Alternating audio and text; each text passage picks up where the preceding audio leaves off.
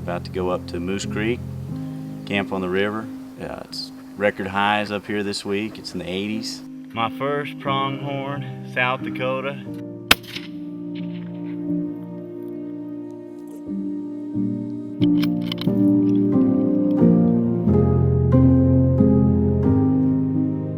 What a fun hunt with my bow.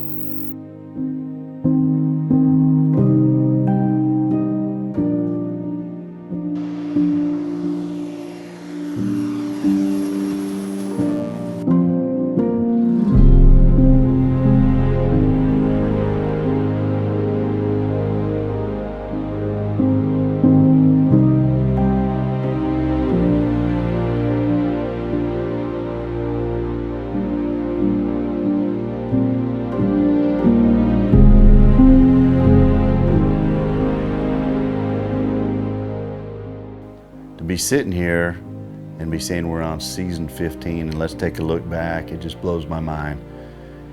I've been working on this show for probably all my life since I was hunting as a little kid, and I always wanted to go hunt all around the world, and I didn't know how I was going to do that because I grew up blue collar and fairly modest. But when I had the chance to go make this show, and I'm sitting here now thinking of all the years, and you know, I've had time to raise a daughter, I've lost a lot of friends, and life is just like that. It's just crazy in that amount of time, the things that happen in your life. But I kept trying because I really wanted to do this. And I remember going to the shows, and I had all my stuff together and going to potential sponsors, I thought, at SHOT Show, and handing them a big folder and watching them throw it in the trash, and talking to guys, and they're saying, hey man, this you can't get into this industry, you can't do it. And I don't know if 15 season qualifies, but I think we did it.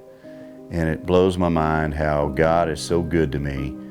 And when the right people needed to come along, they were there. I mean, it all started, I was a whitetail guide in Stephenville, Texas for the Harbin Triple Cross Ranch. I'd take my camera out and I'd film other hunters, and I just dreamed one day I'd be that guy hunting those deer. But watching those guys have so much fun, that's what I wanted to create for the viewer or the people that would watch the show, is that excitement for the outdoors.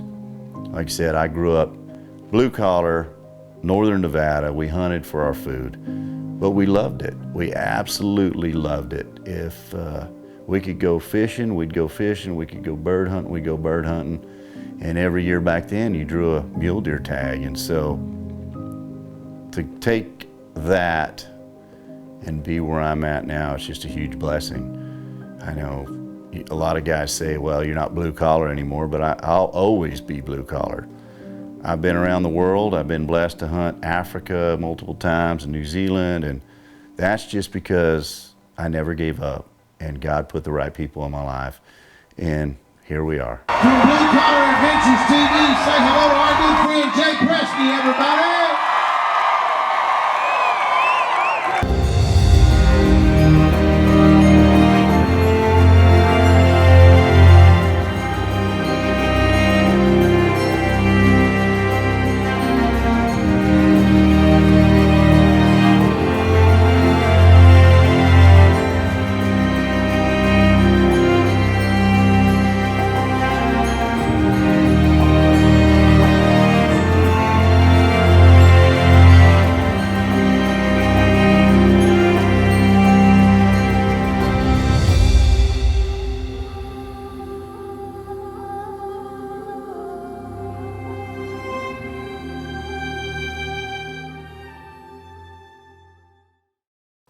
We started filming after I was guiding. I got a chance to go do some hunts, and these were all just friends of my family that I grew up around, or guys I rodeoed with. I had the Cheyenne River Sioux tribe family that took me in. I rodeoed with one of the brothers. They said, come to South Dakota. Right there, Jay. You got him now. I am excited to get my first pronghorn up here. It was awesome. I was laying in the spot Jerry put me in. He walked right in front of me. You don't get a better shot on these than that right there. Mike Ritchie invited me to go to the Selway. I'd known Mike Ritchie since I was 9 years old. And I told him I wanted to start a show. He said, come up and let's go chase bear in the spring. And knowing what I know now, that is probably the hardest hunt we ever filmed.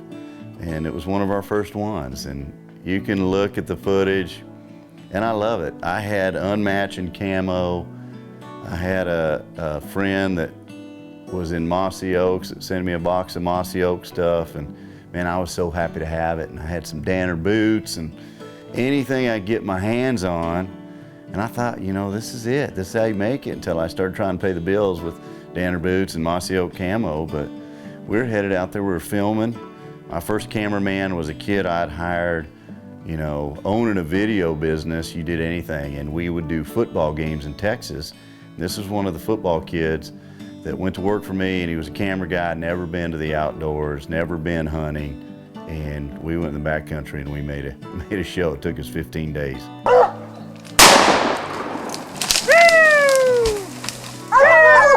There's no blinds, no electricity. You come out here and you live in nature with these animals for 7 days. And I encourage you to get out here and do this. You see those pine trees? We're over there in them. Regular 1.9 is a rubber ducky.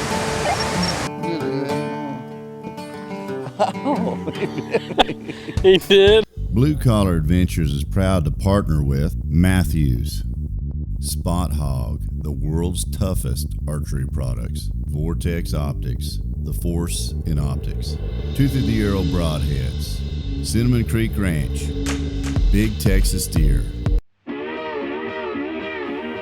When you start, you just get somebody who knows how to make graphic design, and we made a logo and had this cool lettering and a moose on it, and that was our logo when we started. And actually, before we even went on the air, I was calling it Blue Collar Hunts. And I thought about it, I said, man, I want to be able to go fishing, because it's not always easy to get invited to go on a hunt. So we changed it to Blue Collar Adventures. That's where it all started.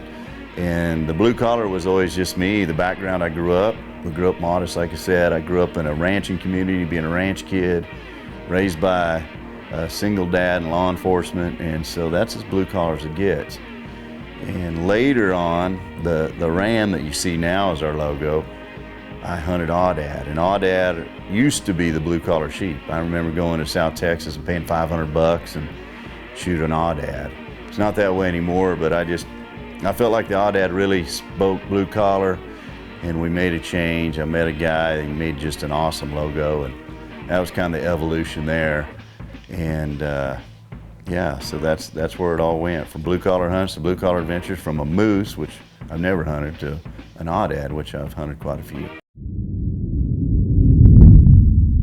You know, when we first went on the air, we had to dump it on a little videotape. I think I was on Sportsman Channel before it even was just on cable. So I'd send it in, I didn't even have the cable station, and hoped it made it. And it was me and a bunch of guy friends. It was the Johnson boys and Matt Martin from Georgia and Jerry Farley from South Dakota. It was just, they were characters, and that's what hunting's about. It's about all those characters that you sit in a hunting camp with, and everybody becomes part of the crew. You know, I was the host, but I wanted you to feel what it was like to know my friends. And then Tony Nash came in the picture, and they had a little company called Taco Casa, and we were just floundering around trying to figure out what to do. And you know, you had 2 pennies, you rub them together and hopefully make a nickel and get another show done. And everybody's like, when are you gonna get on a big network? And I found Versus back then and had a meeting, called them. I said, hey, I've got a show. They said, come down, let us look at your show. And it was Carico Multimedia's, the guy that started Cabela's in advertising, and went down there, showed them some of my episodes that had been on cable, and they said, yeah, your show's good enough, and it's gonna cost you $40,000, but you're gonna be on Versus. And Tony Nash told me if I ever got anything big, give him a call. So that was in the back of my mind in that meeting. I didn't have $40. I said, if you give me a contract, I'll sign it right now. And I signed this contract to be on Versus, and on the way home, I had my little bitty Nokia cell phone, because that's how long ago it was, and I called Tony. I said, hey, remember when you said if I had something big? And I said, I got something big. And I was just throwing the dice down the table, hoping it'd come through, and I tell you what, Taco Casa put me on the map. It's crunchy-licious. That one's crunchy-licious. Take him. Boom! I got him. Oh, you sorry, man. No. Taco! Taco! Taco Casa! You want some Taco Casa?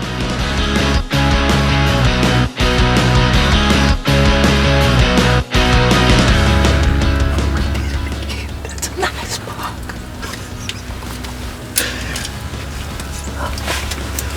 What'd you think about that? That's a big one.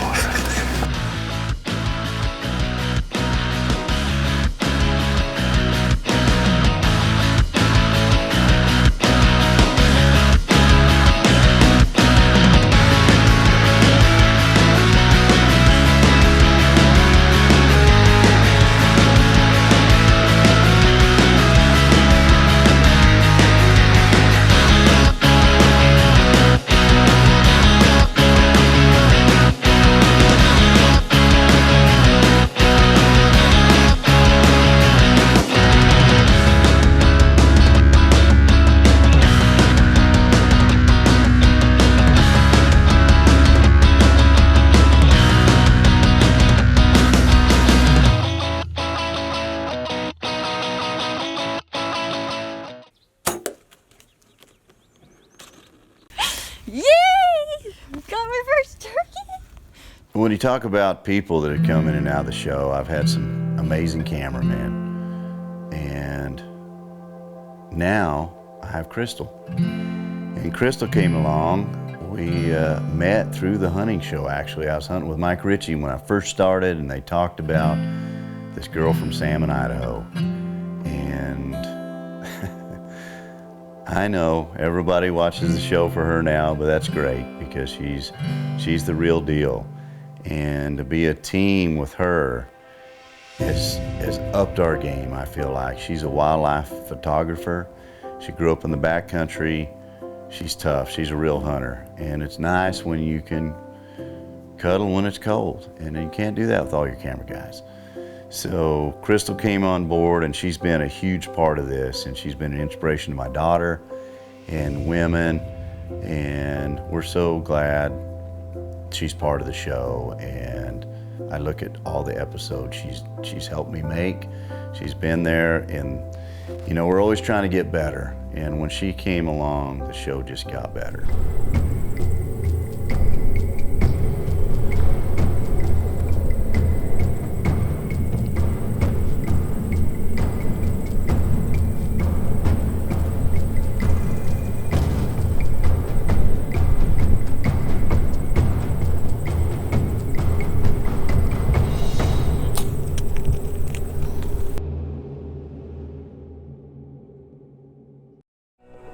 They came right to us, and I was just trying to calm myself down because it's just You've so gone through a lot of emotions.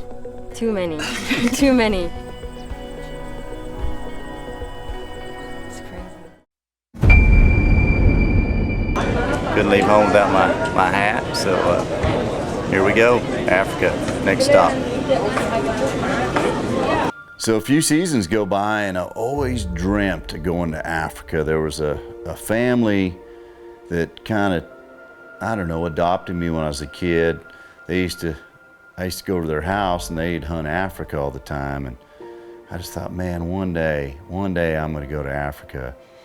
And my alma mater, Tarleton State University, I met a guy that had an intern program in South Africa. We got to talk, and he said, hey, I've got a guy over there. He'd probably love to do a show with you. I'm taking these Tarleton kids over, and one of the kids actually was one of my interns and filmed for me, and I got invited to South Africa, and I was a kid. You look at me now and look at me then, and it's only been a few years, but I've aged quite a bit. But to set foot on Africa and go hunt stuff was just like I pinched myself. I thought it would only happen once. He says take him, and I squeezed the trigger, and there was such a delay before he hit him that I thought I missed him. And he's a big animal, and he takes off, You know, and the last thing I want to do is wound one. So I put another round in, I get him when he goes in the brush, and I've got a beautiful kudu down. And the friendship I made with his family was out of this world. And so we came home and we started doing other stuff. Of course, you go to the trade shows and Dallas Safari Show one morning. I go to breakfast, and this is why I know God intervenes. I sit down at a table, there's 3,000 people in this room. This big Dutch-looking guy sits down next to me, and we start a conversation. That's what I do. I like people, and I like talking to people. And his name was Louis, and Louis was from Namibia, and he asked me what I did, and I said I had a show, and he said, you know what, we're looking to do a show. He said, would you be interested in coming to Namibia? And you hear this stuff a lot, and I said, sure, I'd love to come to Namibia. So I went to the booth later, and I met Peter and Ace, and you guys, if you've watched the show the last 5 years, we've been to Namibia with these guys about 7 times. And again, I just cannot believe how amazing life is and sticking with it and the blessings that come. I didn't do anything special. I sat down and ate an egg, drank a cup of coffee, and I met the right guy, and that wasn't an accident.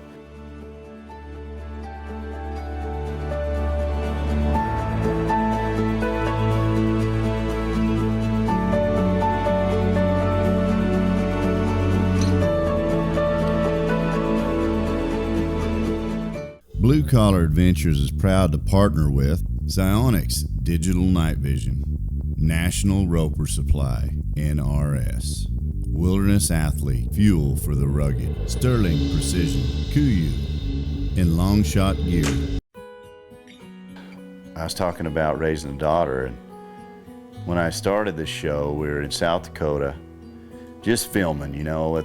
Everybody starts out somewhere, and I started out just trying to film any hunt I could get on.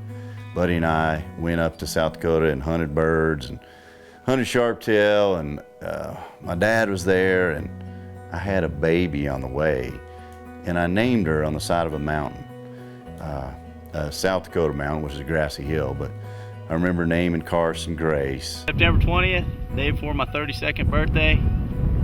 The best birthday present I could have right here in South Dakota. Got a baby girl gonna be here in the next few weeks. Before the show even went on the air, and now I look and I see Carson has hunted big deer with me at Sullivan Whitetail Ranch and been to Africa. Now she's almost 17 years old. It kind of puts in perspective how long we've been doing this. And when I started the show and that little baby was born, the hardest thing for me was leaving to go on these hunts. It was really what I wanted to do, but you, as a dad of a daughter, you didn't realize how hard it was going to be to leave for a little while. And so I was so excited when she started going with me. And here are some of her highlights that make me so proud. And my dream was just to get her, have the show long enough to get her on there. And she's done an awesome job. She'll probably take over someday. I shot it. You got him. Got him, that just rang my ear. The deer was very beautiful, and I was so blessed to be able to shoot this beautiful animal. And all the meat he's going to provide us, it's just amazing. She got him. Did you get him? What do you tell your camera woman? Thank you.